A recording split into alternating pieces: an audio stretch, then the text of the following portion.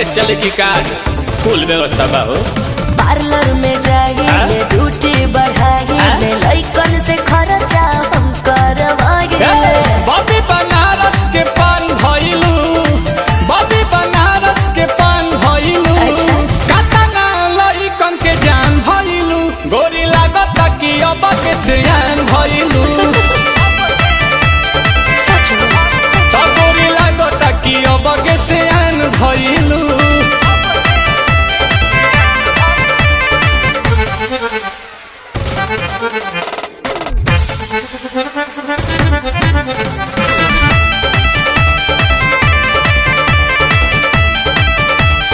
कुछ भी बोलते हैं। दिलवा के कहले बारू चोरी हमार तू तो गोरी, टुकुर टुकुर ताकि तोहार ओरी बुझाई।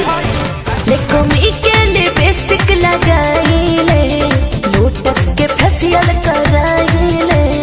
एही से अजोरिया के चांद भइलू, एही से अजोरिया के चांद भइलू, कातना लइकन के जान भइलू, गोरी लागत कि अब के सियान भइलू।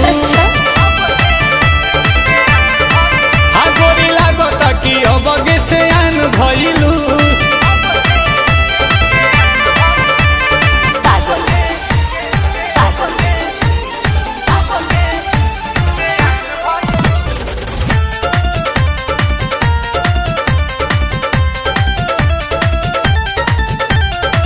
पहले बारांड बाड़ू गुची, करेलू बात ऊंची, बवाल बाटी मांड तहार बूची।